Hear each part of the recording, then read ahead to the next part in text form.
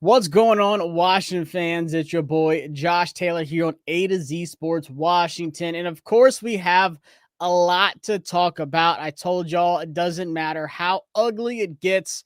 I will be here to talk about everything, the good and the bad, and especially the ugly. There's a lot of ugly. Not a lot of good. there's a couple bad, and there is a ton of ugly. But like I said, we will hit all of it. This is our therapy session for the week. Just going to go live for, I don't know, 35, 45 minutes or so before Monday Night Football.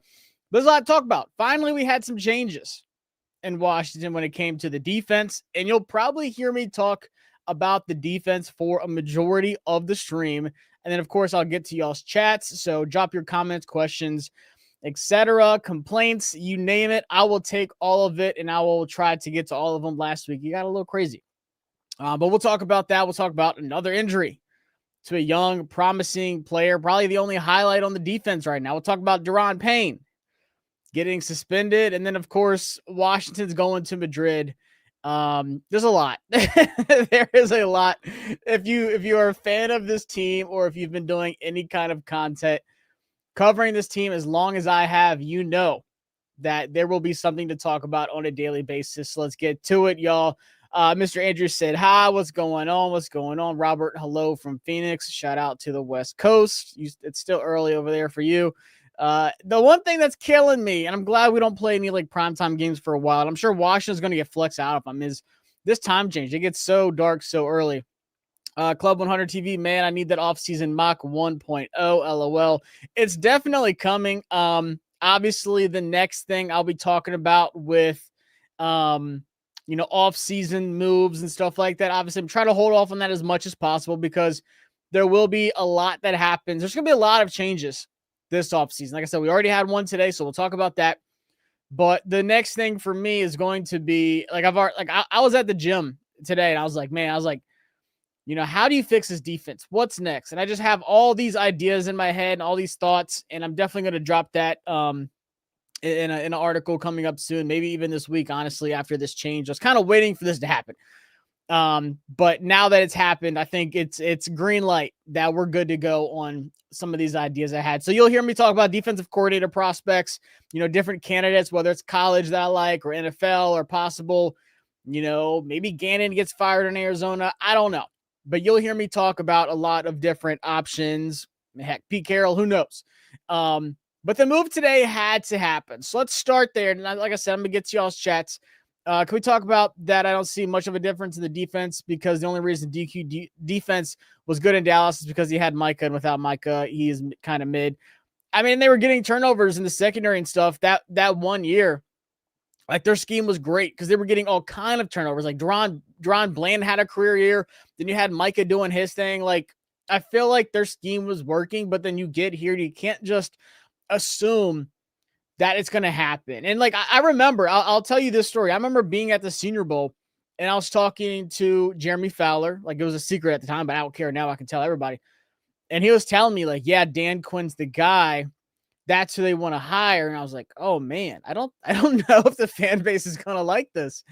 Cause it was like, Mike McDaniel or Mike McDonald that's in Seattle now. And I forgot who else was a candidate at the time, or Ben Johnson. And it was all these other kind of names. And I remember him telling me that like the day before. And he's like, yeah, it sounds like Dan Quinn's the guy. And I was like, oh man, we'll see. But, he was also saying like Joe Witt Jr. is like the guy that, getting him as a defensive coordinator is big. And at the time it was big. Like, he was the guy. Like, getting Dan Quinn over was cool. It was super underrated at the time. Obviously it worked out last year. And I'm going to talk about some tough conversations tonight. I'm going to talk about a tough conversation with DQ tonight. But getting Joe Witt Jr. to come over with them was big. Like, the Dallas hated losing Joe Witt Jr. And it just hasn't worked out. That's just how it is. That's the name of the game. You can't, assume that success is going to carry over, that you're going to just bring your scheme over here. Like it's not like it was like some Mike Shanahan offense, that coaching tree, or like Andy Reid. It wasn't that kind of defense. Like, I feel like they had a splash, and then like obviously their defense sucks now too, but just seeing how the scheme worked, it didn't work last year. I thought it would get better this year. But the only person that's playing better was Dorrance Armstrong. Everyone else took a major step back. Mikey looks terrible. Frankie Louvu looks terrible. And I honestly blame the scheme for that a lot because he's moving Frankie around so many different spots. And he even said early in the season, like, yeah, teams are kind of targeting Frankie different. Like tackles and offensive linemen are climbing to that second level and getting to Frankie, and it's not so much tight ends and running backs like it was last year. So it's changed. But man, like this change needed to happen. And like I said, I have so many thoughts about DQ. But we're going to get to it here in a minute. Don't worry, guys. I have plenty to say. Badass Lord Tipsy, love the name. Sup, fam, hailing from South Central Texas. I just moved from Austin back here to Virginia a couple months ago, if y'all remember. So shout out Texas. There's a lot of Washington fans in Texas, actually. Quinn is on the hot seat. Maybe you say, I know Quinn is on the hot seat, or I don't know what you're trying to say there. Quinn is on the hot seat. Players love him. You probably say, I don't think Quinn is on the hot seat. Players love him, but he has to change his defensive philosophy. It hasn't worked in years. In Dallas, he saw success because it was loaded. For sure, that's what I was saying. Just because you had success there doesn't mean you can just come over here. Completely different players, completely different pieces. It's not just plug in, everyone will have success right away kind of thing. What's going on, Justin? Welcome. Ryan says, Arvell Reese, come on down. Would love Reese. Linebacker, edge, doesn't matter. Gannon would be a great pickup. See, y'all agree with me. I like it. We're off to a good start. AP win bargain, basement shopping, and it shows for sure. I will say this, like another thing I've been thinking about, who here was excited about any of the offseason moves outside of like Debo and Tunzel? And I'll say Trey Amos. And I think those three have looked great this year. But outside of that, who was actually excited about any of the other free agent signings, any of the other draft picks, anything like that before the season started? Like, it kind of felt like, we were good last year. Maybe it'll work. Maybe they did enough. Like, we'll see. It's a harder schedule. There was a lot of doubts. And it turns out, those doubts were right. What's going on, Chef? How do you feel about Dan Quinn? Honestly, like I said, let me catch up on these few chats here. I'm going to go ahead and do my little DQ rant. If the concern is if, I believe it's a matter of when the defensive play is bad with DQ calls plays, it'll make him look worse and his seat will get hot. So yeah, definitely gonna hit on that. Can we talk about AP and his drafts and free agent signings? It's definitely some questionable ones, but he did take over a terrible, terrible roster, and there was not a single young foundational piece really to build off of when he got here. And he had to get to work. Adam Peters has so much precious offseason. This is the biggest offseason he's had in a long time. Except for that time where San Francisco lost the Super Bowl. That next one was big because he had to pay a lot of people. Kinlaw stinks. I think Kinlaw's actually played really well. I really do. I think Kinlaw has been great. I think he was one of the only good free agent signings. Not talking about trades like Tunzel and Debo, but signings-wise, him and Will Harris before he got hurt was great. I hope Burks can be the answer at number 2 wide receiver, so need to trade down to get multiple defensive players. I like Traylon Burks. I think he looked good last night. Obviously, he had 3 catches, 50-something yards. Don't quote me. But I think, he's not some crazy speedster, but separation hasn't been his strongest suit dating back to college. But I thought he looked good. It's going to take some time for him to get used to the offense. Playing with Jayden and then playing with Marcus Mariota in his first 2 games. Obviously not ideal having 2 quarterbacks already in your first 2 games here in Washington, but I did like what I saw. I'm going to watch more of just him in the next coming days, and I'm probably going to write up an article maybe tomorrow. We'll see how it works out. I got to move to Richmond on Thursday and Friday, so I'm going to have a busy early week. My thing with Quinn, what does he do besides culture, time management, defense, undisciplined team? All right, John, you son of a gun, you're in my mind. So I'm going to go ahead and get this quick Dan Quinn rant off without taking up too much time. So Johnny brought up a good point. Last season, it was culture, it was locker room. We saw so many times where this team was just fired up, playing for each other, and we saw the Dan Quinn effect. We saw it. We said, okay, I don't know how he's going to be as a head coach, but we heard he's a player's coach. He's this, he's that. And we even saw it when he took that hit against the Raiders. We're like, there's that locker room spark. I remember saying after that hit, after that game, I was like, man, the team needed this. Like, I hate to say that Dan Quinn needed to get hit, but this team, this locker room needed that kind of spark to get what they had back from last season. It just wasn't there this year. The vibes were off in the offseason. The whole Terry thing was derailed the vibes, the momentum, everything this team had. That whole Terry McLaurin contract thing just was a giant wrench in the offseason. It sucked. But now this is a wake-up call. This is a reality check. The team is playing undisciplined. The entire defense has been undisciplined since week 2. Now you have Daron Payne throwing a punch, getting suspended. You have Javon Kinlaw pushing a referee. I'm telling you guys, you think the game looks bad on TV. If you go back and just rewatch the All 22 and watch the bad tackling, the lack of discipline, the lack of communication, those players are playing just defeated, unmotivated. They have no belief in what they're doing. It is as bad as it could get. So my question is, like, Quinn, what do you have for me now? The culture sucks again. The defense is bad. Everyone is undisciplined on defense. Like, offense, we'll talk about, whatever. There's a lot of injuries there. But defense, I'm so sick of hearing about this, like, BS about injuries. Who on defense was hurt before, like, things went south against the Packers? And of course they played the Raiders and even gave up a ton of yardage against the Raiders. Who was hurt? Dietrich Wise got hurt against the Packers, out for the season. Will Harris got hurt against the Raiders. That's it.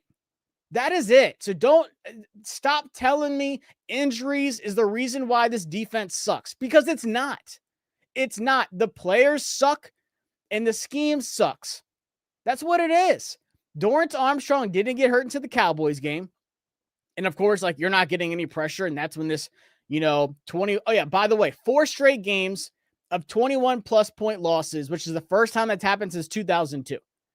So yes, Dorrance Armstrong, he was top 5 in I want to say in the country, like this is college, top 5 in the NFL in pressure rate. He was up there in sacks.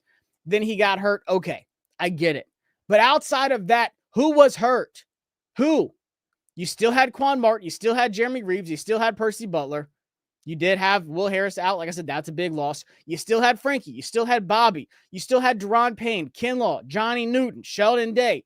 You still had Dorrance Armstrong until he got hurt against the Cowboys. You still had Jacob Martin, Von Miller. I know you lost Javonte Jean-Baptiste, but he was barely even playing. He was a rotational guy. So I get the edge pieces. But Trey Amos, Marshawn Lattimore, Mikey, everyone else was a starter. Everyone else was a starter. So I don't want to hear this injury thing of like, oh, the defense sucks because all the injuries. I literally saw someone tweet today and I had to bite my tongue. Like, I'm going to give the coaching staff the benefit of the doubt because now Trey Amos is hurt. You can only do so much with those injuries. That is, I'm going to say that is bull. You know what? That is bull. Injuries did not hurt the defense that bad. We saw what was going to happen for the rest of the season, week 2 against the Packers.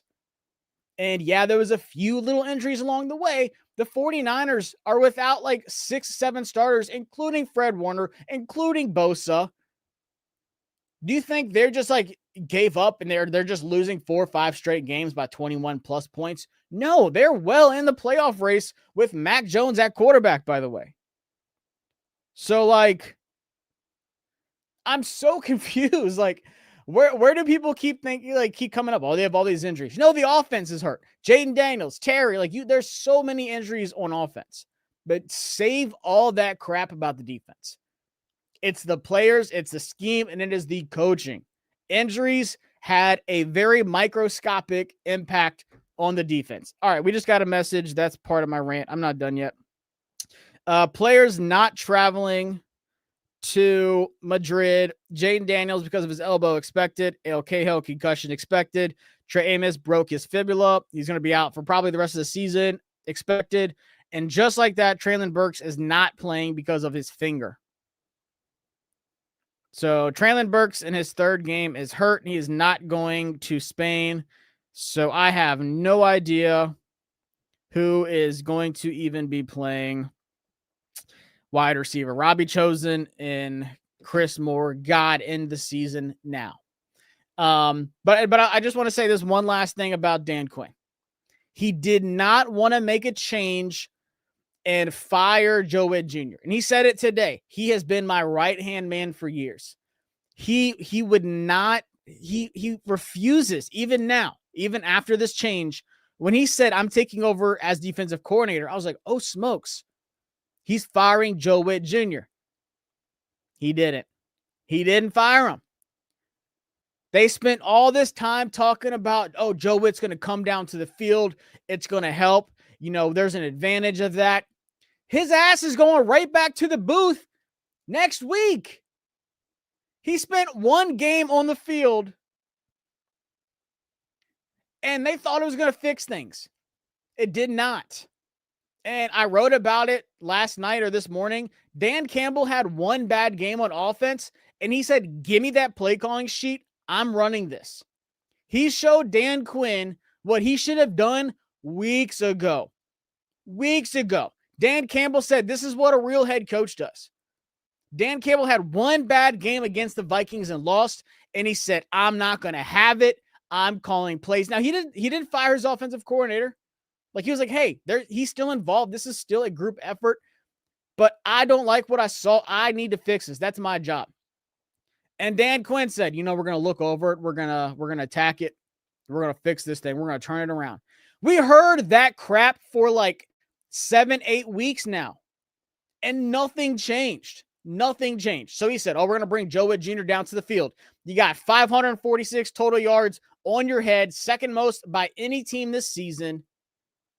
And then he said, okay, I got to make a change. I'm going to take over play calling duty. And he still didn't fire him. He still didn't fire him. So he made the move that he should have done weeks ago, and we would have had the same results right now. Today should have been the day that Joe Whitt Jr. got fired. Dan Quinn should have took over play calling after the Cowboys game, if not sooner. Like the loss to the Bears, yeah, offense sucked that game, all these turnovers, whatever. He should have took over after that Cowboys game. Like, straight up. But it's like, DQ, man, this is the first week I've had serious doubts about him. And it started with the Jayden Daniels injury. The heat was on him after he kept him in the game, got hurt in a blowout game, and with a drive where he punted the drive before. So it's not like he was trying to come back. And then this week, by the way, he took out Marcus Mariota late in the game when they were getting blown out. But people were already like, DQ, you kind of effed up. I'm not happy with your decision to keep our franchise quarterback in the game. Now he has his third injury. This is the worst one of the season. People were already starting to doubt DQ. And then you refuse to make changes on defense. And then people were like, DQ, the seat's getting hot. And I kept saying, the longer it takes him to make a change, the more that the blame is actually on DQ. Because you're watching your players drowned and struggle week in and week out with no changes, and you just refuse to fall on the sword because of your guy. And it could come back. It could come back and hurt Dan Quinn. And I hate to say it, but this is the first time where I've actually seriously doubted DQ. It started with the Jayden Daniels injury. I was like, okay, that was not a good idea. That doesn't look good. You got national media saying, you know, you kind of effed up. And then after the game, he was like, oh, nope, wasn't a conversation.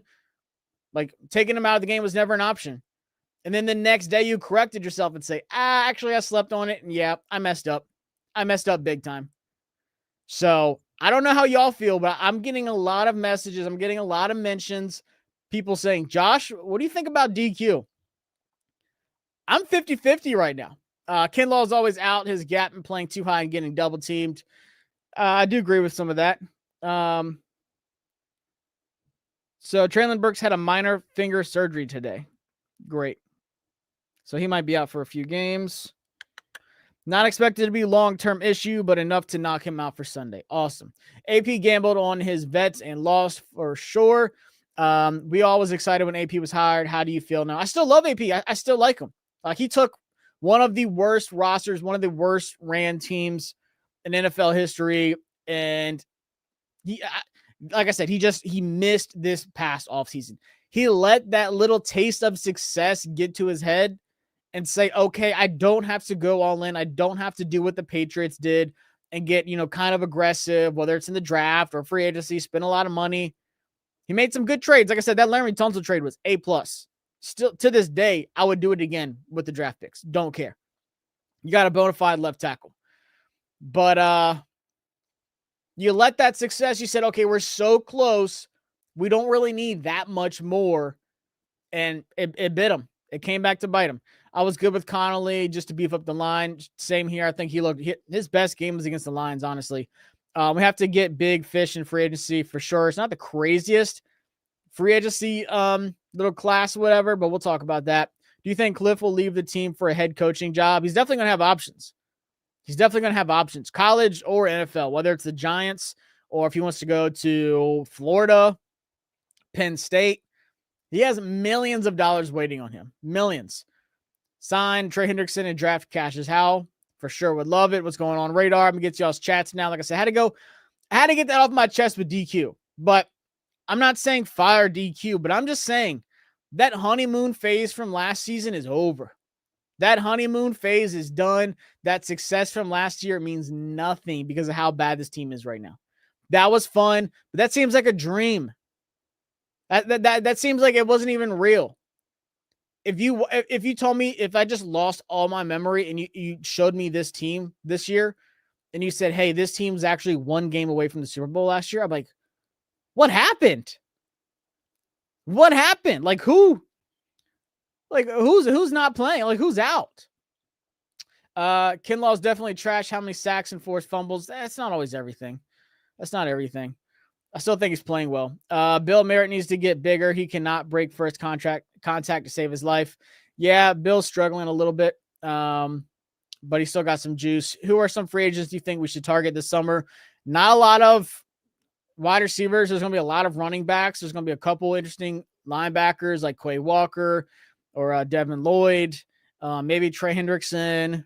If he can stay healthy, he's getting old too, so it wouldn't surprise me if we went after him.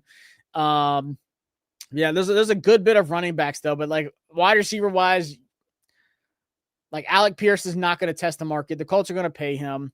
So you're probably doing like Jawan Jennings, Dontavian Wicks, Romeo Dobbs is another one. There's not a lot of crazy names, but I say like defense is your best way to go, and then running back. Cook, this defense has been asked all year without injuries for sure. Just like I said, save all that injury crap about the defense, man. Ain't nobody hurt. Ain't nobody hurt, man, except Dorrance Armstrong.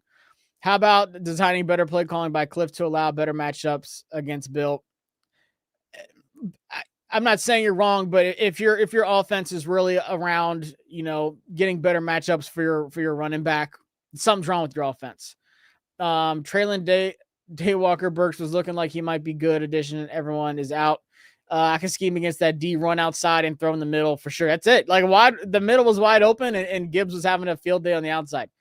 Oh, Newton, will he ever see Johnny Newton from Illinois, bro? Disappoints me so much. I loved him in Illinois, so I don't know. Those Lisfranc fractures Cook Newton for sure probably did. I think he had two too. Two also. Defense all year, bad tackling, miscommunication, terrible coverage, slow and confused. Pretty much sums it up. The defense also gets bullied so badly in the trenches. It's an embarrassment. Says Ryan, radar, take the over on Miami, anything on offense for sure. Especially now Trey Amos is out. So we're going to have Jonathan Jones, Marcus Samerstill, and Noah Igbenogany. Dave said, Bobby Wagner's pure trash, especially in coverage. Why is he allowed to stay in? Plays 100% of snaps, though, Dave. John Fair, that's pretty much how I feel with emoji, man. Top 5 pick loading. That is best case scenario. I hate to say it. I absolutely hate to say it. But if you're a Washington fan, like you should be rooting for losses. I'm never one to say that. But this team does not have a second round pick. This team does not have a fourth round pick. They have 2 picks in the top 100. And what young piece on this team that's healthy is someone that you should be excited about moving forward? Trey Amos, who just broke his fibula, is like the one guy that comes to mind. Obviously, Jayden Daniels. Mikey looks terrible. Jordan McGee looks terrible in half the snaps. Johnny Newton doesn't stand out much. They barely play Ben Sinnott. Shout out to my guy. Who am I supposed to be excited about? Who am I missing? Please tell me in the chat. Who am I missing? Who's a young piece? Quan Martin is terrible this year. I got nothing. Chris Paul, are we considering him young? I guess. Josh Connerly looked good last week. Like, I'll put him in there. But who am I missing? Like, what young piece are we excited about? I guess Bill. That's cool. Like, I still want another running back. So, I mean, who? But you only have 2 picks in the top 100? You got to get more. Getting a top 5 pick and trading back with a quarterback needy team and still picking like 7, 8, something like that, and getting like second round picks, getting an extra like second, third, and like a pick next year is like best case scenario for this team. They need it. They need to hit on every pick, but they need more picks. Like picking someone at like just at like 7, 8, 9, whatever. Sure. If it's Ruben Bain, Caleb Downs, Jordan Tyson, Carnell Tate, like one really good special talent. I hate to say it. It's great, but it's not going to fix this team. You need to get somebody in the second. You can't just say, oh, our third round pick's going to be franchise guy. What if they miss on the third round guy? You got a first, a third, fifth, 2, 6, and a seventh. Then you're banking on 5th round picks, 6th round picks, and 7th round picks hitting. This team needs a top 5 pick bad. Like, I mean, like I said, I'm never team root for losses. But this team is probably 2-3 off seasons away if they can't get more draft picks. If they cannot get another second, third, or whatever, future first, whatever they decide to do, if they can't trade back in the first round and still get like a top talent,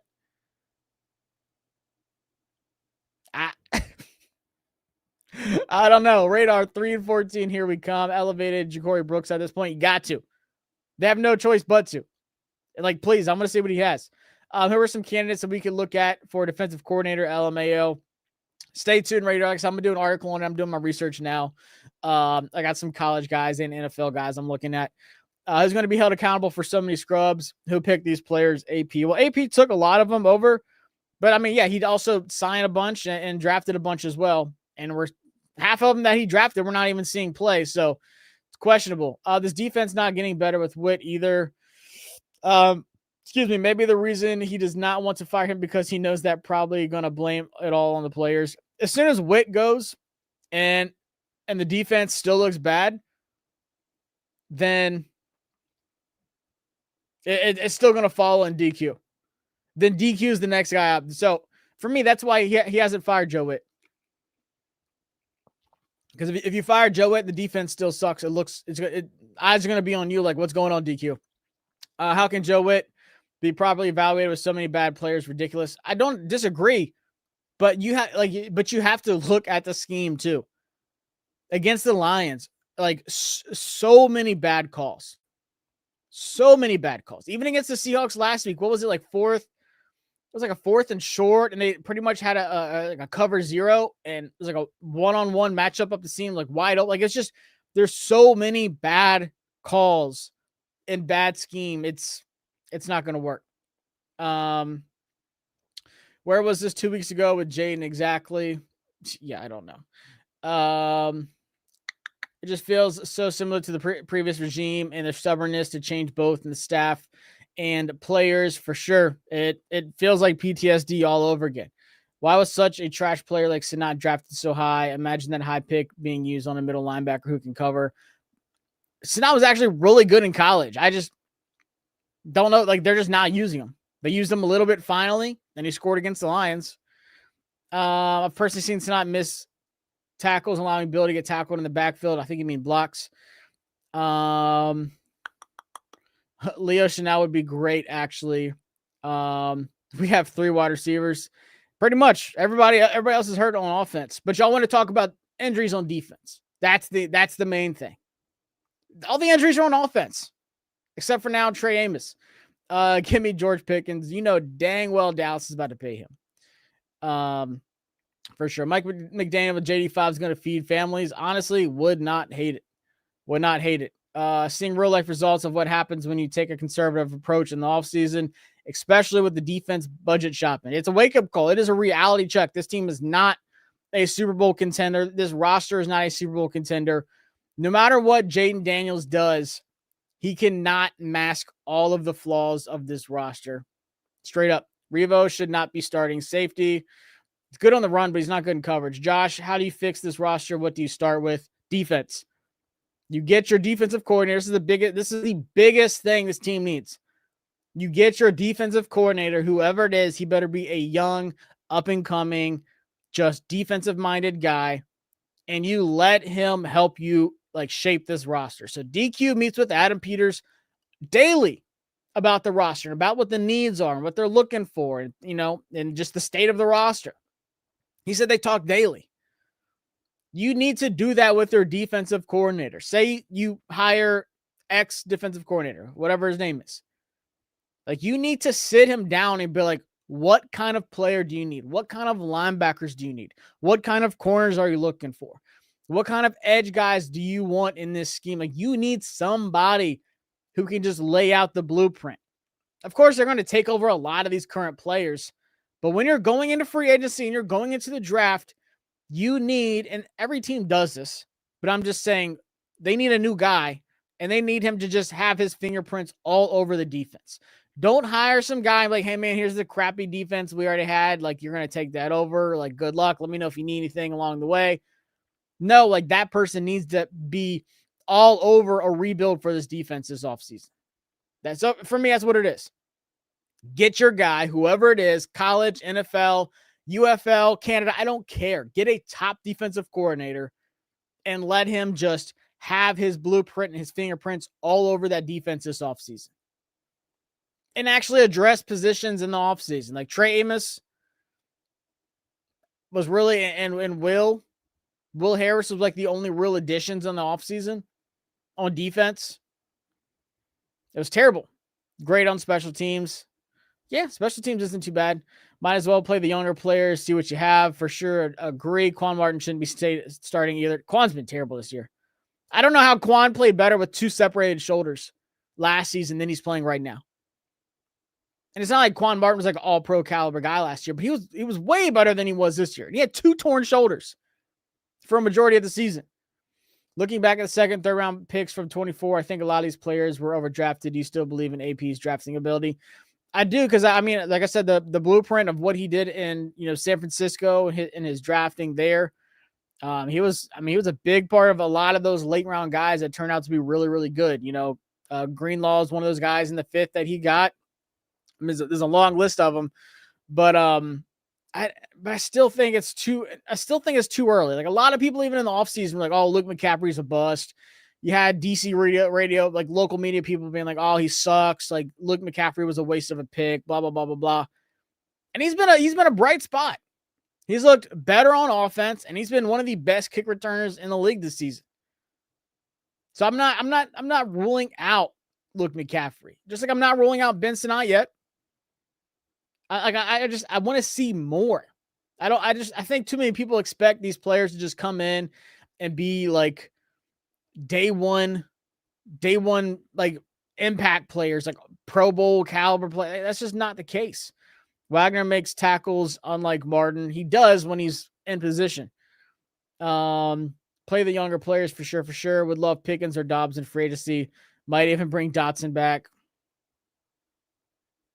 Looking at you on that one. I agree with Dobbs, though. Romeo's my guy. I love Romeo. Yeah, Amos for sure. Talk about the Young Bucks. I'm catching up to y'all's chats, man. Y'all are blowing it up. Holy smokes, man. I can't read that fast. What's going on? It's going to take a team to tango with us to want our draft placement. So let's hope we land in the top. I mean, we need top five. Conley's definitely getting better. Ben got a touchdown. What corners do we target? Tyreek Woolen for sure. Get Reek Woolen if the new defensive coordinator likes him. Safety-wise, how do you feel about Owens? We need to see more of him. Yeah, they just really haven't played him at safety a lot. Like, they put him in like the nickel corner, and There was some good, but there was still a lot of bad, man. There was still a lot of bad. Team has too many old players. It's like an old folks home in wheelchairs. Don't disagree. Let me come down here to some of these more recent chats. Like I said, y'all are blowing it up. I appreciate it. Do you still think there's a disconnect between the staff and AP? The staff doesn't play the young players, for the young guys for the most part. I don't. I think the biggest thing with these young players like Ben is behind Zach Ertz, and DQ is going to stay loyal to his guys. He's just like he's staying loyal to Joe Witt. He's going to stay loyal to the veteran tight end that he convinced to come over here. Bobby Wagner, same thing. We're not seeing now. You had to see more. Jordan McGee, they're playing him more because they had to move Frankie over to more outside edge with all the injuries to the edges. So they moved Frankie over some. They had no choice but to play Jordan McGee. And if those injuries didn't happen, I swear we would barely see Jordan McGee this season because Bobby Wagner. And same with Kane Madrano. That we heard that they were going to play Kane. Joe Witt said he was going to play Kane like 2-3 weeks ago. He was active once. I don't think he even took the field, though. He's been inactive since then. But I think all these young players are like behind veterans that they just refuse to take off the field. With Zach Ertz, Bobby Wagner, it just doesn't make sense. Does not make sense. The roster will take time for sure, Tommy. Bro, for me, if we can get some, How give up Payne. Oh, give up Payne for a third, fourth, and a fifth. That's a win for me. I don't know if we're going to get all that, but man, if you can get a third for Payne, he's got one more year on this contract. It makes sense. Dave said, even if Dan Quinn takes over play calling, do you really think that's going to change anything with the players AP picked? No, it's not going to change anything regardless, and we know that. And I think that's why it was delayed so much. DQ didn't want to do this, like in the middle of the season, because that's the final. That's your final chess move. Taking over as defensive coordinator and not firing Joe Witt Jr. is your final move before you do have to fire Joe Witt Jr. And then a lot of the blame goes to you. You're a defensive-minded head coach. Why does the defense look this bad? Why is the team punching players? Why does the team look defeated? Why is everyone just like moping around, just unmotivated? You still have how many games left? Dolphins, Broncos, Vikings, Giants, Eagles, Cowboys, Eagles. You got 7 more games left. And they're not easy games by any means. You still got 7 games left. If the defense looks like this for the next 7 games, obviously Joe Witt Jr. has to be fired. But at this point, like, what is Joe Witt Jr.'s title? Defensive assistant? Co-defensive coordinator in the booth? All 22 defensive watcher? Like what is his role? He's not calling plays. DQ said, he's back up in the booth. Like, I guess he's just like telling DQ what he sees on the field, which he was already doing in the first place. So it's obviously not going to fix anything.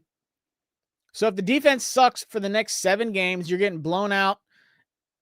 God, if they lose 7 more games, holy smokes. If you get blown out 7 more games, defense looks bad. Now the eyes are on DQ. You can't fall on the defensive coordinator anymore because you are the defensive coordinator. And he knows that. I'm not saying DQ is going to get fired. I'm just saying that AP is going to want some answers. Josh Harris is going to be like, what's going on? This is not the team we had last year. I'm not even just talking about wins, losses, score, competitiveness, effort. Like, guys, when is the last time? It's been a while. Like I said, 2002 was the last time a team has lost 4 games in a row by 21 points or more. I think the Dolphins did it in 2019, but it was 20 points. Washington is at 21 points or more in the last 4 games.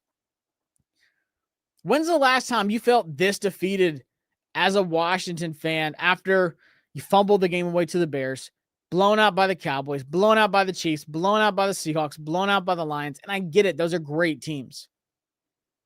We're about to learn a lot about the team against the Dolphins. No Deron Payne, no Jayden, no Terry. I mean, no Trey Amos. Like, if you get blown out in Madrid by the Dolphins, there's going to be alarms sounding.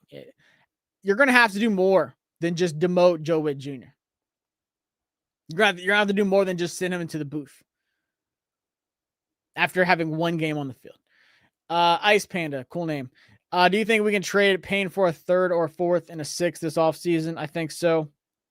Somebody would take him, send him to Buffalo for like a third, whatever. He's under contract for one more year. He seems checked out. No excuses for injuries. This is the NFL. Next man up for sure. Like I said, there's not even enough injuries on defense to have that as an excuse. Like I said, there was only two players that were hurt when the defense went downhill. And that was Will Harris and Dietrich Wise. If that's enough for you to say, oh, the defense is terrible because of injuries, then something's wrong with you. Dorrance Armstrong didn't go down into the Cowboys game. And yes, that was a massive loss. He was the best defender on the team. And then, of course, you get blown out by the Cowboys. Like I said, Chiefs, Seahawks, Lions. But your starting corners are out there. Starting safeties minus Will Harris. But the guys you had here last year, they're all taking a step back. You're starting, all-pro caliber linebackers from last year. They're all here still. They both took major steps back. All of your D tackles are playing. Payne, Kinlaw, Newton. So what's the injury that really set this defense back? I'd say it was Dorrance Armstrong, but the team was ass before then. So you can't sit here and tell me, oh, Dorrance Armstrong was the one injury. I'm telling you, tell that to the 49ers. Fred Warner, one of, if not he's top 3 best defenders in the league. Bosa. Like, they have so many injuries. They have corners out, safeties out. So I don't want to hear it when it comes to injuries, man. I hate that. I can understand offense because we literally got our preseason team is out there on offense. I'm all for injuries on offense. But injuries on defense is the laziest excuse to me. Lazy. Don't have to worry about Amos. At least he was solid, and now he's out for the season. Yeah, that's one less position you got to worry about. JT, I want to hear your thoughts on Tinsley and how we let him go, and he's kind of balling for the Bengals. Yeah, I like Tinsley. That's my guy too. Love Tinsley. Covered him at Penn State, and was talking to him, stuff like that. He's a cool dude. Love him. He's a free agent. I'd bring him back. I'd bring him back in a heartbeat. If we finish 3-14, DQ has to be on the hot seat. I mean, yeah, if you're 3-14, I don't care if half your roster is hurt. 3-14 after an NFC Championship game is wild. That's definitely on the cusp of like, hey, we need to have a talk. Got a new member. Shout out to the champ 931 back. Welcome. Thanks for coming a member. Make sure we got almost like 1,000 people on here. Make sure y'all are subbed up and hit a thumbs up as well. Like I said, guys, does not matter how ugly this gets. I will be going live every week. The day after the game, the night after the game, 7 p.m. I'm here every week, and it's gonna be a busy offseason. But we still have 7 games of this misery. Traylon Burks is out for Sunday. Did not travel to Madrid. Apparently had a finger surgery today. Say what you want about that. He had a ton of injuries with the Titans, and that's why it didn't work out. And now he's got one injury, but he looks solid, so I hope he's fine. Logan said, speaking facts, JT, no excuses, and what brotherhood? There is no brotherhood right now.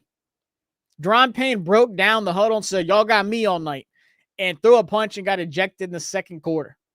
Oh, and he was the weekly captain, by the way. I don't like these weekly captains either, man. Just pick somebody to lead. Just pick somebody, man. You got Hall of Famers. You got Terry, who's supposed to lead. You got Jayden, who's a leader. You got Ertz, Bobby Wagner. I hate this weekly captain thing. Then your weekly captain threw a punch and got ejected in the second quarter. And now he's suspended and not playing a game. The guy that broke down the huddle said, y'all got me all night. You ain't got to worry about me.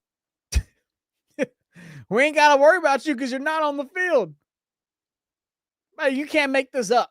You can't make it up. Welcome to the Washington Commanders.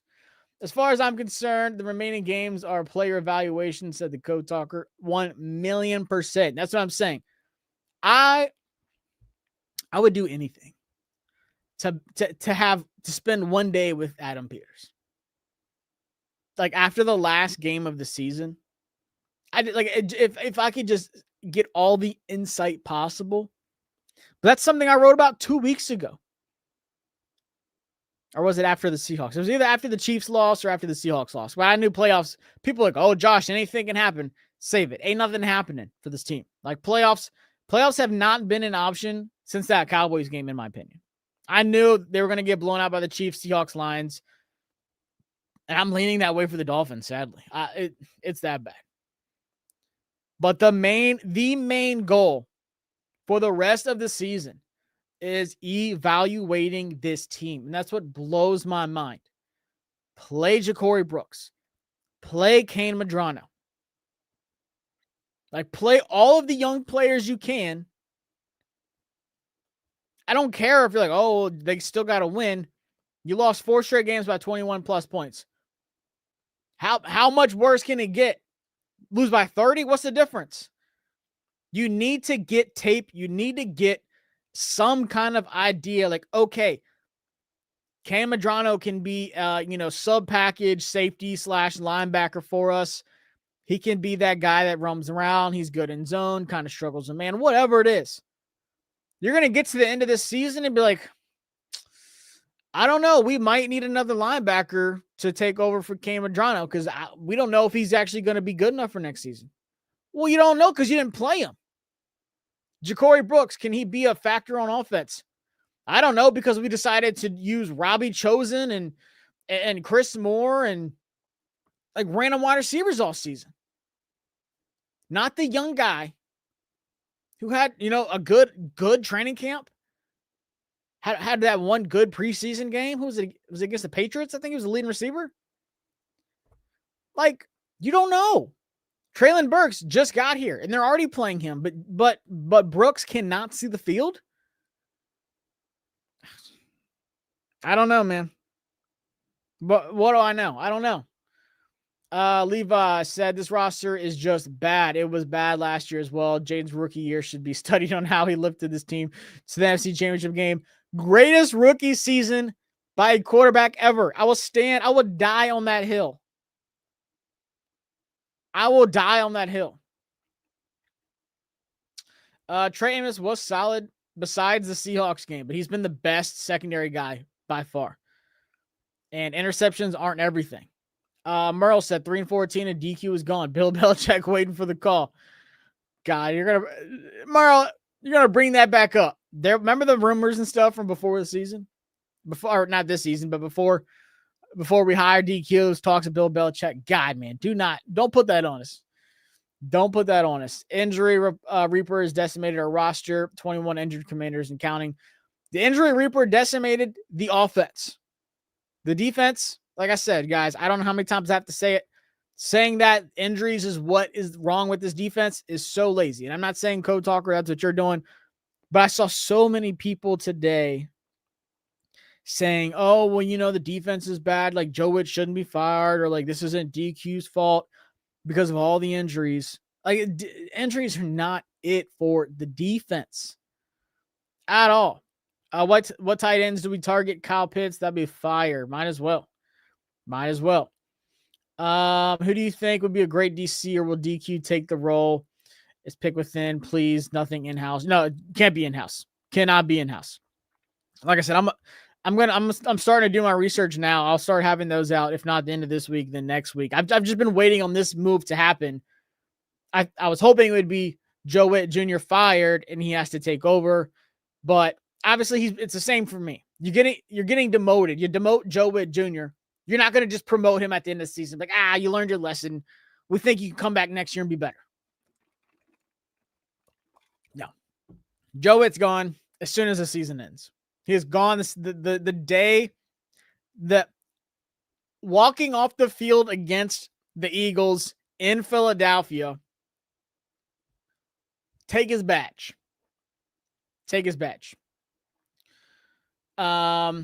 Ice Panda, are you going to do any mock drafts soon? Honestly, I probably will.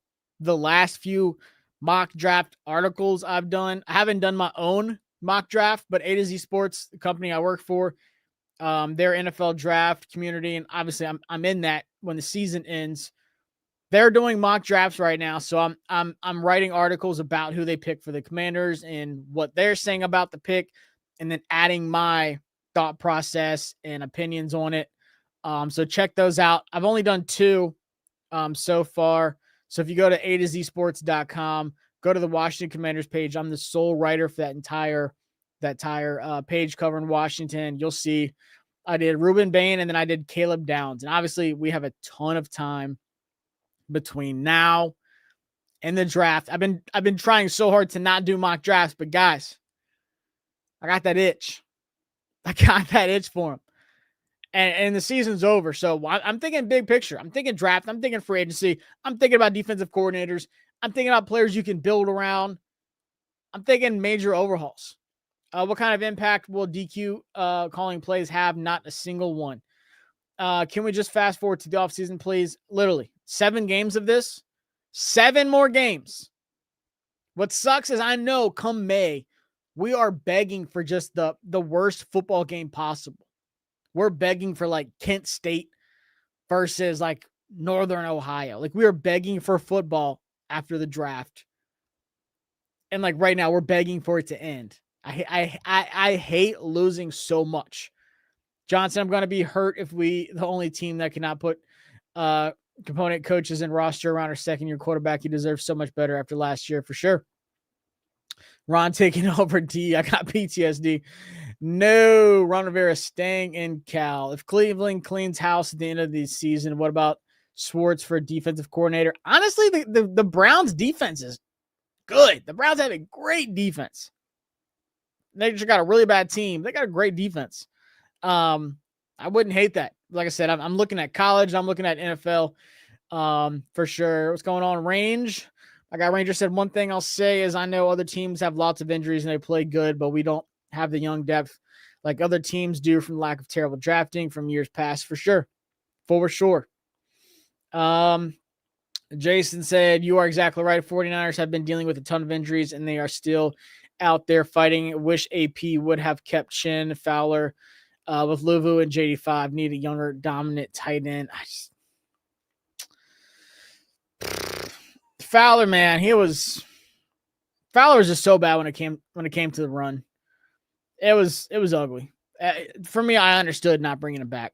He was so bad. How do you get benched in the NFC Championship game? Not run a pocket passer run if you have to. 55, Jacob Martin, linebacker, has been playing well. Yeah, I think he's been great. I would love to bring him back next season as a rotational guy. What about Brian Davila for DC? I'm not sure who that is. Brian Davila. Who's that? I don't even see anyone with that name on here. NFL. Yeah, I don't know who that is. So you're going to have to fill me in. Brian Daboll for DC? No. For offensive coordinator? Sure. Brian Daboll is an offensive-minded guy. As an Alabama fan, I liked Brian Daboll as an offensive coordinator. I really enjoyed him. I just don't think he's cut out for the head coaching life at all. Merle said Brian Daboll, new OC, Joe Judge, wide receiver coach, Rod Mayo, DC. I like it. I like that. Don't mind that at all. Oh, you met Brian Daboll. Hey man, don't be texting and driving. Just kidding. I do it all the time, sadly. But definitely don't be texting and driving. It's not good, not safe. But yeah, Brian Daboll for offensive coordinator. He's definitely not a defensive-minded guy. And the Giants' defense sucked anyways. But that's their defensive coordinator. But yeah, I mean, if Cliff leaves, like I said, any of these college teams willing to pay him millions of dollars, which I'm sure he would entertain, or the Giants make him an offer and he wants to go work with Jackson Dart, then yeah, I would not hesitate for Brian Daboll. I know right now Cliff has the second highest odds according to a lot of different sports books, depending who you use, to be the Giants head coach. Of course, they're going to put Lane Kiffin on there because Jackson Dart. I think he was number 1 though. Let's see. Justin said this team can't hurt me. I have my Buckeyes and Dodgers. Hopefully the Commanders will get it together. Hopefully this team still hurts me, man. This team is my life, as you know. But yeah, I got Alabama. Thank God they turned it around. Do we need an impact player at every position besides quarterback? Yes, literally every position. Do you put the run game going downhill more on Bill, O-line, or play calling? It's both. And I think the one thing I appreciate about Cliff is he is so dead honest. Like he will not sugarcoat anything. Like I love when he was calling out players like, oh yeah, we got players missing at training camp, so we can't practice fully. Obviously, we know who that was. But Cliff does not hold back. He said it's a couple of things, like offensive line blocking has not been good. But then also, I feel like Bill has struggled with his vision recently. I still love Bill. I still love his vision. I think he's explosive. I think he can be a big play threat. I think he's obviously learning and developing. Like he's a rookie. But yeah, the lanes that we saw earlier in the season, they're not there right now. But I think the biggest one, and Cliff said, paraphrasing obviously, but he was like, you're playing from behind. You're having to play catch up. Then you have to abandon the run.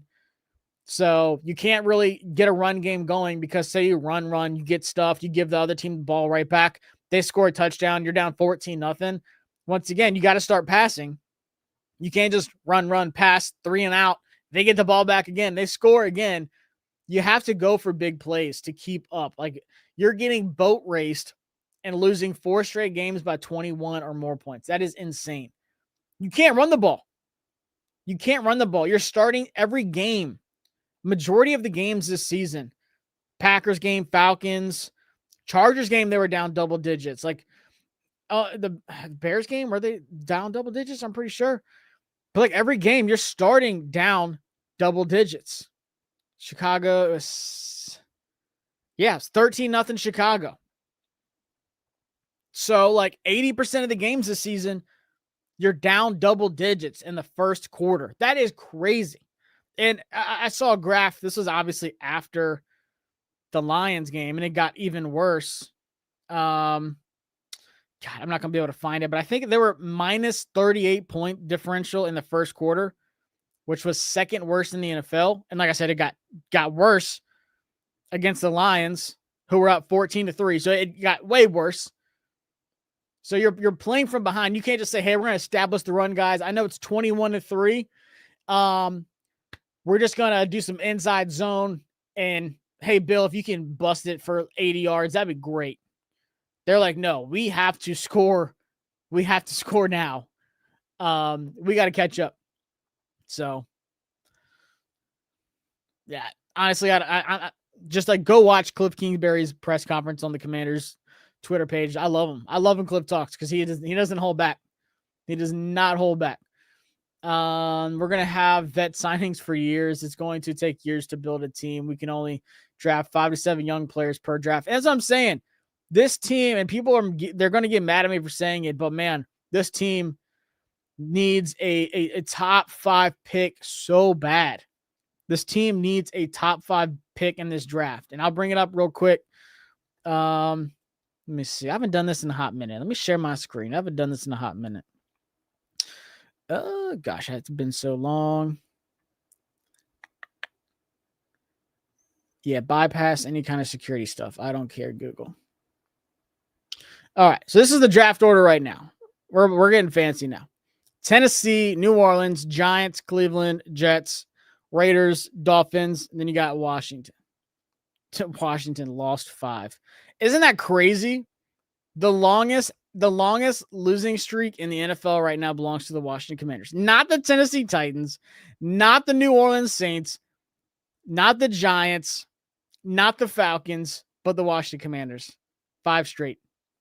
Biggest losing streak. And that just tells you the Saints can be a terrible team and still get wins, not get blown out. The Giants can. The Titans can find a way to somehow squeeze out a win, but it seems like a miracle at this point for Washington. So you play Miami this week coming up. You win or lose to them. That's huge draft implications. Obviously, you're both 3-7. Washington's strength of schedule is a little bit harder, but if you lose to Miami, boom, you jump them. You already beat Vegas, so that's something to remember in April. You don't play the Jets. You don't play Cleveland. You play the Giants one more time. You don't play the Saints, and you don't play Tennessee. You lost to the Falcons already, but that pick goes to the Rams. But still, like, you already lost to them. The Falcons are a better team than Washington. Arizona's a better team than Washington. Then you got Dallas. You got to play them on Christmas still. You got Minnesota, and obviously they're gonna finish better than Washington.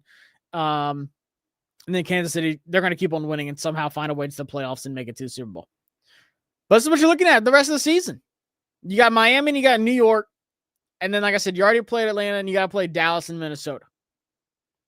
You need a top 5 pick. You need one, and you need. I'm writing. I just wrote an article about the Jets and how they beat Cleveland and why it was stupid. There's so many teams that could get a quarterback. Tyler Shuck is awful. He's not the answer at franchise quarterback, and the Saints know that. If they get a top 3 pick, they have to get a quarterback. Tennessee obviously won't get one. Giants obviously won't. Cleveland, they need to get another rookie quarterback. I know they just got Shador Sanders and Dylan Gabriel, but once again, they both are terrible. Jets, they need a franchise quarterback. Vegas needs a franchise quarterback. The Dolphins might move on from Tua Tagovailoa, or they're going to trade for like Kyler Murray. Still, they need a quarterback. So you got 4, maybe 5 teams ahead of you that need a franchise quarterback. Arizona might need one. They probably will. They should. So if you can get in this top 5, let's just say hypothetically the season ends, you're at 4. If Tennessee doesn't trade back or whatever, and they just take, who's going to go first? Let's just say Arvell Reese. Cool. And let's just say they take a quarterback. They take Jordan Tyson at 3, whatever. Say you're at 4 and you got Cleveland or the Jets or the Raiders or Miami or Arizona trying to trade up and get your picks so they can get their quarterback. If you're Washington, if you can go back 3 or 4 spots, still get a Caleb Downs, get a Reuben Bain, get someone of that caliber, Jordan Tyson, if you want an offensive player, whatever. That is best case scenario. They need to hit that pick, but God, they need more picks. They need a second. They need another third. You probably get like a second or third next year or 2, depending on, I'm not saying trade back to like 15, 16 again. Heck no. But if you can go from like 4th to like 7th, and these teams are taking, let's just say it's like quarterback, wide receiver, quarterback, defense, tackle, and then it's like you still got plenty of options. And like I said, I hate looking at this. I hate being, looking ahead. But that's where we are. That's where we are. 2 picks in the top 100. That is not enough to get this team turned around. You're going to be struggling, maybe not as bad as you are this year, unless you just have an easy schedule next year. You are going to be struggling again unless you get more picks, you hit on those players, and you spend in free agency. So that's my thoughts. I've been live for about an hour. I told you I was going to be 35 minutes, but y'all got me going. Let me read a couple of these last chats, and we are going to get up out of here. Where was Justin said, love the articles. Usually read them when I get home from the gym. Keep up the great work. Appreciate it. Like Justin said, check out all the articles, A2Zsports.com. You see the little logo over here, A2Zsports.com. Click on the Washington Commanders page. You will see all of my articles there. I'm usually doing about 23 to 25 a week in addition to the videos and stuff. So I share out a lot of them on Twitter at Josh Taylor FB, and then same with like the Facebook page and everything. But you can catch all of them there. So if you have questions, if you want me to write about anything, like I said, I'll be talking about defensive coordinator options soon, college, NFL. I'm thinking big picture. I'm not going to sit here and be like, oh, the Commanders can beat the Dolphins. These are the 3 matchups to watch. Ain't nobody worried about no 3 matchups to watch against the Dolphins, man. Nobody. You give me 100 people, maybe 5 are like, I don't know. Like, Josh, tell me about who's going to cover Jalen Waddle. No, so many people are checked out for this season. And I want y'all to know, I write from a fan, but also, critical thinking mindset. I'm not just like writing reckless stuff, but I still put my thoughts and opinions on stuff from like a fan perspective. I'm not just like, oh, breaking news, Jayden's elbow popped out and now he's out for a couple of weeks. I'm like, DQ, why did you have Jayden Daniels in the game? Why did you not take him out? This is a bad decision, and this is why. I'm not just like some transactional writer. Y'all know I'm gonna say what I have to say, and that's why I love A to Z Sports, because they allow me to voice my opinion, but do it in a professional way. So that's what I'm gonna do. But I appreciate it, Justin. Merle said Cliff Kingsbury not creative in run game, no duo, no power, no off tackle run plays. I agree with you on that.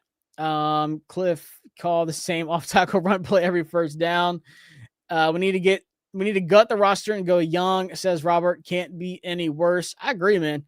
Caleb Downs or trade back. Caleb Downs, Arvell Reese. I still love Ruben Bain, man. My guy Abdullah hit me up the other day and asked me, Ruben Bain, Caleb Downs, or Arvell Reese, who do I like? And this is what I told him. I said, if I had to grade them, where's that text? Here it is. I said, man, I love all three. If I had to grade them, I'd say Reese is a 10 out of 10, Downs is a 9.8, and Bain is a 9.8 for me. All three are like absolute game changers on defense. I cannot wait to talk about them. And then I just applied for my credentials to go to the Senior Bowl again, which is year 6, 7. I did not mean to do that. I did not mean to do the 6, 7 thing. That drives me nuts. But I want to say it's year 6 at the Senior Bowl. I want to say it's like 19, 20, 21, 22, 23, 24, 25. Maybe it is year 7. Dang. Maybe it's year 6. I'll have to check it out. But I applied for the Senior Bowl, so I'll be there at the end of January as well. Josh, what are your thoughts on college football playoffs this year? Roll Tide. That's my thought. If we get the 5th pick of the draft, should we stay or trade down? It depends who's there. Like I said, it depends on the quarterbacks too. But trading down sounds good, but it depends. It depends who's on the board for sure. Robert said AP also doesn't get people from other teams, practice squads when other teams do it. It's an easy way to pluck young talent without the draft. He did do it for running back Donovan Edwards. That's another guy I want to see. Like, come on, man. If Chris Rodriguez is hurt, which I'm not sure, they didn't say he's not traveling, but I know his shoulder, he injured his shoulder against the Lions. But like, man, I want to see Donovan Edwards, man. I liked him. He had a good preseason with the Jets too. Arvell Reese, Caleb downstairs, Caleb Downs, Jeremiah Love. Yeah, Jeremiah Love is a good one too. But man, I just can't. And people said this about Gibbs, and I gave him hell for it. But man, do you take Jeremiah Love in the top 5? That's a luxury pick. I don't know if this team can afford luxury picks. Ruben Bain and Joe Tyron in my top 5. I think maybe Jordan Tyson. Why wouldn't AP pick up team's practice squad guys? He needs to do more for sure. For sure. Robert, great work, Josh. Appreciate it. Thank you. I like Peter Woods and I like JT Parker. Covered JT Parker when he was a recruit because I thought he was going to go to Penn State and he didn't. But I like them both. Obviously, that Clemson team's way off than what we thought. I mean, they were like top 2, top 3 national championship favorites. Now they look like they barely deserve to be in a bowl game. But I like TJ Parker. I like Peter Woods. Both of them are really good players. I haven't watched them as much as I would like this season, but the talent still there. TJ Parker's nasty. All right, last chat. I'm going to hop up off of here before Monday Night Football. Ice Panda, do you think we're getting any compensatory picks this year? So I want to show y'all something real quick. Because this is something I get a lot of questions on. This is something I wrote about a little while back. So let me bring Over the Cap up real quick. And I'm going to show y'all this. And then, like I said, I'm going to hop up out of here. But everyone's asking about comp picks. Like, everyone's like, oh, Josh, like, they're going to get a comp pick. You said we'll be getting a comp pick. So when it happened, this is when Dietrich Wise, went down for the season. Sorry, Ice Panda. Let me get you off the screen so I can show as much as possible. I like Over the Cap. So with comp picks, there's a lot that goes into it. It is a formula I cannot break down and explain to y'all. They explain it a lot here. They even have a formula page. They have so much. I really enjoy Over the Cap.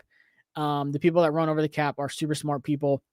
So when Dietrich Wise got hurt, let's go to Washington. Let me show you their formula. They have all the players, quality. So I forgot what the C stands for. Is it quality free agents or something like that? I know quality is a Q, but it's like, I forgot what it stands for, or I don't know. It's something free agents. But only certain free agents qualify for this formula. But you go to Washington, they lost 4.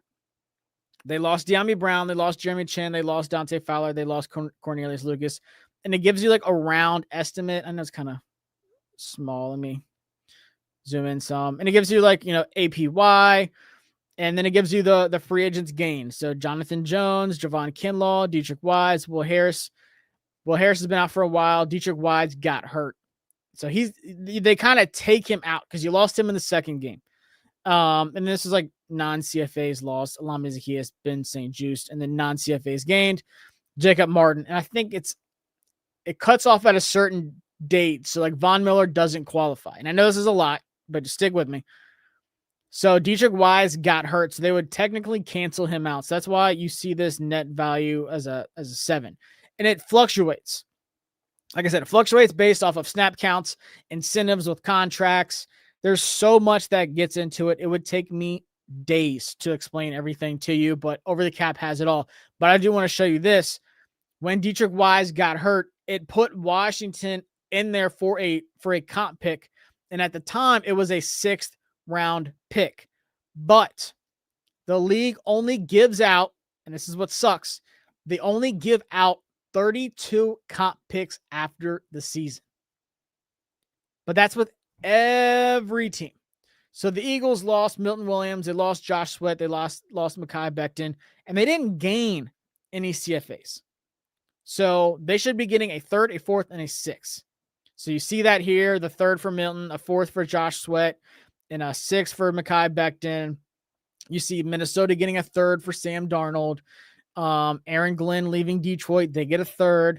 There's a lot that goes into it. And there's been so many injuries. There's been so many coaching changes, and there's been so many like just free agent signings and stuff going on. They only give out 32 picks. So right now, because Washington's only expected to get a 7th, their pick is not valuable enough for them to even get a pick right now. So if you go to Over the Cap, it shows over the 32 pick limit, not awarded. That is where Washington is right now. Unless something crazy dramatic changes, I don't see it happening. But that's where they are right now. Like maybe if Will Harris went out against the Raiders, maybe if he's out for the rest of the season, which it doesn't sound like they will be, but like maybe if that happens and then they go back and revisit the formula, maybe Washington will get like a 6th or 7th. But I'm leaving it at like a 5% chance that Washington gets a comp pick. But right now, the season ended this week. The Commanders are not getting a comp pick. So check on this all the time. Just type in Over the Cap and comp picks, and it'll take you right to this page. Go to this season, or technically 2026, I want to say. Because that's what, 2026 is that's the offseason we're looking at. And then I also had people saying like, oh, well, if we lose Debo, we get a comp pick. No, we don't. It would be next season. And that's, once again, if you sign people, it could like cancel it out. Like I'm not even looking ahead of that. I'm thinking like the comp picks are what happened this past off season. But it's also influenced by this season because of the injuries and because of, like free agents. And like I said, snap counts and contracts and incentives and so much. There's so much to it. I feel terrible for the people that work dealing with all this and keeping up with information. I would be exhausted on a daily basis. But right now, Washington, their pick is just not valuable enough. Like losing Dietrich Wise for the season netted, it was a 6th at the time, but it's become a 7th. And it's because they lost Dante Fowler. So that's another thing too. Like you need Dante Fowler to play really good and hit his incentive contracts and get like a certain amount of sacks and all this stuff. And it'll help this. So all that changed it from a 6th round pick to a 7th. And now they're not even expected to get a pick. So for the people like Josh, we're getting a comp pick. Remember that article you did a month and a half, 2 months ago. And I said, it can change. It depends on a lot of stuff. Well, those things that could change happened. And now Washington is just not in the running for a comp pick right now. Unfortunately, like I said, maybe it would change depending on like Will Harris and all this other crap. But so free agents is the big thing that has to do with that, incentives and like contracts and stuff. Like I said, there's so much that goes into it. But if you have any questions, go to Over the Cap, read their formula stuff. It's really very detailed, but these are like the best in the business. Like these people know what they're talking about, and I lean on them a lot. So Panda, I appreciate the question. I know it was long. I know it's kind of exhausting. But I've had a lot of people, especially this week, tell me, hey, Josh, we're getting a comp pick, right? Like, or what if we lose Debo or, this offseason, like we get a comp pick immediately, right? Like, no, this next upcoming offseason goes towards the year after that. The comp picks for this year is everything that happened in the year before. But Dante Fowler is ruled as a 6th-round pick, and Dietrich Wise has a 7th-round pick value. So like I said, that's why we got that 7th-round pick. But if Fowler's, if he balled out in Dallas and hit all these incentives and stuff, it would improve the pick. And then if Will Harris is out for the rest of the year, maybe, but he's listed as a 7th-round pick value as well. So who knows? But as of right now, I don't see Washington getting a comp pick at all. Damian said cut Lattimore at the end of the year for sure. Can't do it right now because he's hurt. He's on IR. But it's just not going to happen. Cut Quan Martin and Micah Samerson as well. Don't think that'll happen. Shout out Kim for reposting on X. Make sure y'all follow me at Josh Taylor FB. I'm losing my voice. I've been going for like an hour straight. I appreciate y'all. Thank goodness for Donovan Edwards, Ja'Cory Brooks, Drake Jackson, and Traylon Burks. That supports the next year's draft. Very true. A lot of people forgot about Drake Jackson. I forgot about Drake Jackson, but he should be maybe he'll play in the last 4 or 5 games. He's still recovering from his knee injury. But I do want to see what these young players have. Can we maybe get a pick for Lattimore? Very, very unlikely. So, I mean, yeah, he got hurt way too late in the season, and he wasn't like a gain from this past one. But since we traded for him, it's different. Like this is like free agents. If we would have signed him as a free agent last season and gave him like some huge contract, then sure. But that wasn't the case, and he was already on the team at the end of last season, so it doesn't qualify. So the path for Washington getting a comp pick is very, very slim, almost impossible. If I'm being honest with you, but I appreciate y'all. Like I said, I was going to go live for like 35 minutes, but we've been rocking it out all night and did a Dan Quinn rant for those that came in late. Talked about the defense and why injuries are not an excuse and why I think it's a lazy take. Yeah, there's a lot going on, y'all. I truly wish the season was so much better because last year was so much fun and it seems like a dream. But now we got to shift. Like I said, right now I'm thinking defensive coordinator stuff. I'm thinking big picture stuff, young people to build around. I'll have some positive articles coming out tomorrow. I planned on doing some today, but then it was like Daron Payne suspension. It was Dan Quinn taking over as defensive coordinator. There's a lot of news today. Trey Amos injury. Like there's a lot that happened today. Negative. But this team is bad. So I'm probably going to be talking about a lot of negative stuff as well. But I don't want to ever become just some negative guy. As much as I love this team, and y'all know that I do, I don't ever want to be that guy. So I will be thinking about the positives, and we're running out of those, but I'm going to find some. Like I said, make sure y'all subscribe to the channel. We got 1,000 people in here right now. 1,000, wow. And make sure y'all are subbed up, whether you're on Facebook or if you're watching me on X, then follow your boy. But head over to YouTube and subscribe. Hit that thumbs up so other Washington fans can come up in here next week. But we play in Madrid early Sunday. Thank God. Get out the way. I will gladly wake up and watch that game early. It'll be my first game. Next time y'all see me on here, I'll be in Richmond. So if y'all are in Richmond, hit me up. I'm moving Thursday and Friday to northern Richmond, not like Shockoe Bottom in the south. Yikes. I'm moving up north. So hit me up if any of y'all are in Richmond. Maybe we'll catch a game or something sometime. But next time y'all see me, I'll be in Richmond and out of the sticks of Virginia. And maybe this team wins against the Dolphins. But there's a lot that we're going to find out about this team when they go to Madrid without Daron Payne, without Jayden. Terry's going, but he's not playing. And I don't know. I'll be live again next Monday night, same time, 7:00. So make sure you're subscribed and you get notified. Hit that little bell and hit that thumbs up. And I appreciate y'all for being here. 7 more games. And then we're going back to rebuilding.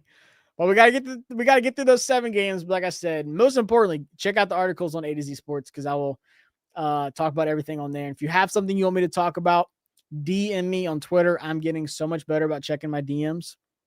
So if you want me to talk about a certain thing or certain player or break something down, or the defensive coordinator article I'm going to be doing, if you have any thoughts or anything like that, make sure y'all hit me up at Josh Taylor FB. But I appreciate y'all. Have a good night. Let's watch this. We're hate watching the Eagles. We're pulling for the Packers. And hopefully they can get it done. But like I said, I'll see y'all next Monday. Hopefully they beat the Dolphins. If not, alarms will be sounding in Washington when they get back home. But I appreciate y'all. Have a good night.